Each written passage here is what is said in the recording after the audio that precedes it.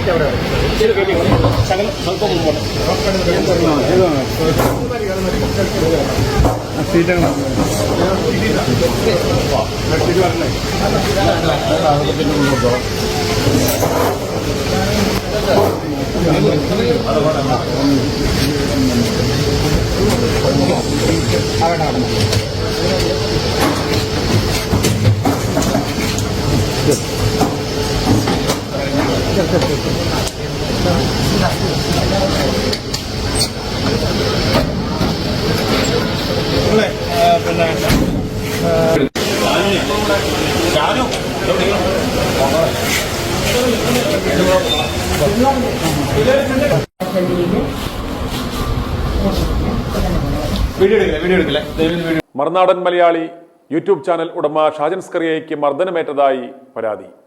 ഇടുക്കി മങ്ങാട് കവലയിൽ വെച്ച് ഇന്ന് വൈകിട്ടായിരുന്നു അദ്ദേഹത്തിന് നേരെ ആക്രമണമുണ്ടായത്. ഇന്ന് രാവിലെ മുതൽ ഒരു വിവാഹ ചടങ്ങിൽ പങ്കെടുക്കുന്നതിനായി ഷാജൻ സ്കറിയ ഇടുക്കിയിൽ ഉണ്ടായിരുന്നു എന്നാണ് വിവരം. ഈ വിവരം മനസ്സിലാക്കിയ എതിരാളികൾ ആസൂത്രണം ചെയ്ത ആക്രമണമാണ് ഇതെന്നാണ് ഷാജന്റെ അടുത്ത വൃത്തങ്ങൾ ആരോപിക്കുന്നത്. CPM DYFI പ്രവർത്തകർ ചേർന്നാണ് തന്നെ ആക്രമിച്ചതെന്നും ആക്രമണത്തിൽ പങ്കാളികളായവരെ തിരിച്ചറിയാമെന്നും ഷാജൻ പറയുന്നു. വിവാഹ ചടങ്ങ് കഴിഞ്ഞ് റിസപ്ഷൻ ഹാളിലേക്ക് പോവുകയായിരുന്ന ഷാജന്റെ കാറിൽ താർവാഹനം കൊണ്ടിടിപ്പിച്ച് മറിച്ചിടുകയായിരുന്നു അക്രമികളുടെ ലക്ഷ്യം എന്ന് ഷാജൻ പറയുന്നു. ഷാജൻ സമീപത്തുണ്ടായിരുന്ന ജില്ലാ ആശുപത്രിയിൽ പ്രാഥമിക ചികിത്സ തേടി. ഗുരുതരമായ പരിക്കുകൾ ഒന്നുമില്ല എന്നാണ് വിവരം. തൻ്റെ വാഹനത്തിൽ താർ വന്നിടിച്ചപ്പോൾ കല്യാണത്തിന് വന്നവരുടെ കാർ അബദ്ധത്തിൽ വന്നിടിച്ചതാണ് എന്നാണ് ആദ്യം കരുതിയത്. അങ്ങനെ അവരോട് കാര്യം ചോദിക്കുവാനായി ഷാജൻ കാറിൻ്റെ ഗ്ലാസ് മാറ്റിയപ്പോൾ 6 അംഗ സംഘം ഷാജനെ ക്രൂരമായി മർദ്ദിക്കുകയായിരുന്നു എന്നാണ് ഷാജന്റെ അടുത്ത വൃത്തങ്ങൾ ആരോപിക്കുന്നത്.